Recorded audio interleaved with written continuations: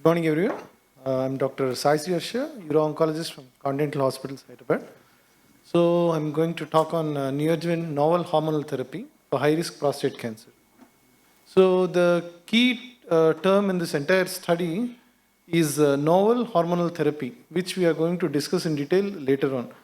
So the neoadjuvant therapy in prostate cancer is not a new concept. This had been using as a neoadjuvant or concurrent therapy along with radiotherapy from a very long time. And even in a neoadjuvant therapy in the setting of radical prostatectomy had been started as early as 1940s with the proposed benefits of downstaging the tumor, having lower positive surgical margins, and clearance of micrometastasis. The problem had been, in all the initial randomized trials, they evaluated the neoadjuvant ADT along with GnRH agonist and a first generation anti-androgen. So they were able to achieve the proposed surgical oncological benefits, whereas there is no prolonged BCR-free survival, no progression-free survival, and no overall survival benefit, which was noticed in any of these studies. The proposed answer for why this is happening despite having surgical oncological benefit had been persistent androgen receptor signaling from the residual intratumoral testosterone or the adrenal androgens which are present. They even did a neoadjuvant chemohormonal therapy by a CalGB group wherein they have given 6 cycles of docetaxel as a neoadjuvant therapy and evaluated. Their primary endpoint was biochemical progression-free survival. As we can note from this graph, there is no major difference at the end of 3 years in BFS. So this study has concluded saying that they don't support the routine use of neoadjuvant chemohormonal therapy in before radical prostatectomy in a clinically localized high-risk prostate cancer. So there comes the role of novel hormonal agents. What are these novel hormonal agents? The newer agents such as abiraterone, enzalutamide, apalutamide, etc. Numerous studies have come out on these novel hormonal agents, as well as there are numerous phase 1 and phase 2 trial data which is already there, which say that these agents are producing a pathological response. In a few scenarios, a pathological complete response or a minimal residual disease, defined as less than 5 mm residual disease at the time of radical prostatectomy. They have posted these results in as high as 15 to 30% of the patients at the time of radical prostatectomy, which are strongly associated with BCR as well as metastasis-free survival. So coming to the topic of interest of today's journal, which is neoadjuvant novel hormonal therapy, followed by prostatectomy versus upfront prostatectomy for a high-risk localized prostate cancer. This is an observational study. They have taken the definition of high-risk prostate cancer as Gleason grade more than 8, PSA more than 20, and more than or equal to T3 disease, or locally advanced, this thing also. So the key strength of the study is this statistical modality where they have employed inverse probability of treatment weighting. This forms the basis of this entire comparative analysis, which made it a better study. So these 3 trials form the basic premise of the current study, where they have evaluated the neoadjuvant role of enzalutamide and abiraterone in high-risk prostate cancers. In all the 3 trials, they have given at least 6 months of neoadjuvant novel hormonal agent before they took them for prostatectomy. So the patients who were enrolled in all these 3 trials were taken as neo-RP cohort between 2010 and 2016, whereas the upfront RP cohort was selected from a retrospective cohort, which was in a prospectively maintained registry in the study group's hospital. But they made sure that these patients also matched the key eligibility criteria of all the 3 neoadjuvant trials.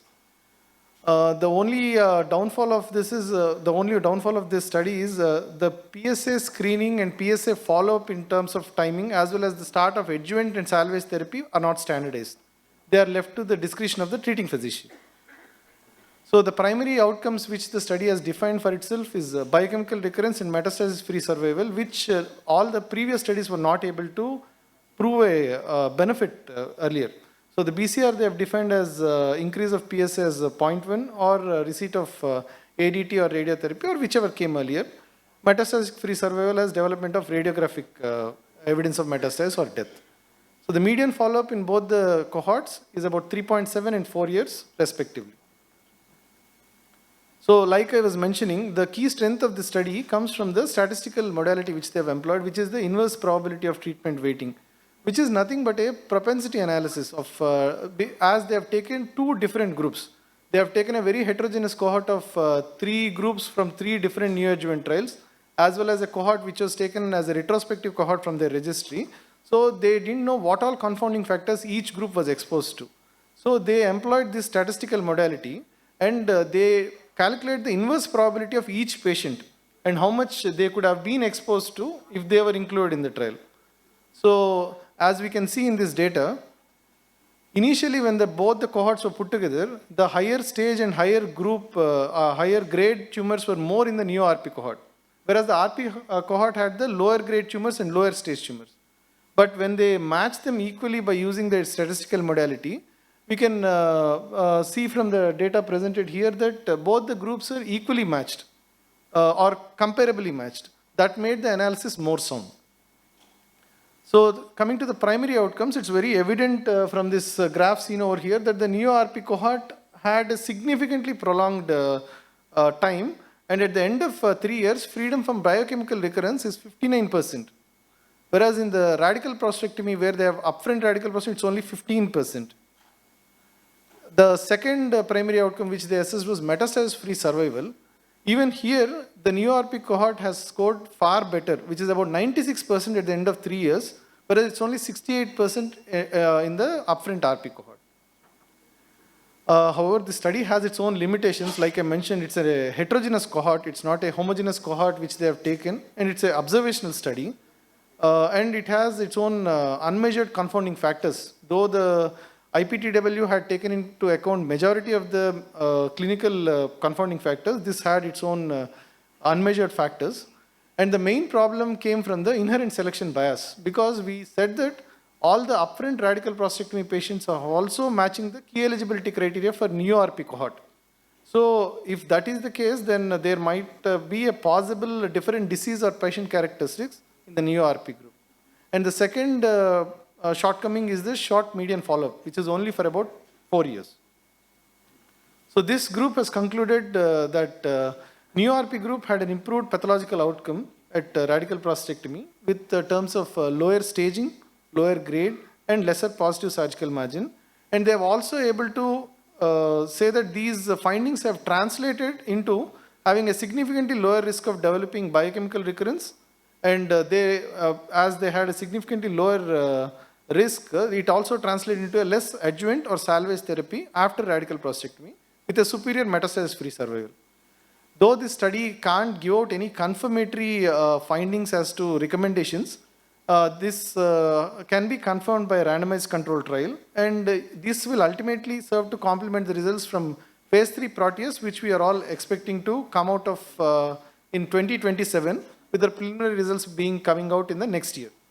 So Proteus trial is nothing but a randomized double-blind placebo-controlled trial where they compared placebo plus ADT and apalutamide plus ADT in the neoadjuvant setting for a localized and locally advanced high-risk prostate cancer. Probably these results which come out as primary results in the next year will give us better data. Thank you once again for the GU Oncology team for this opportunity.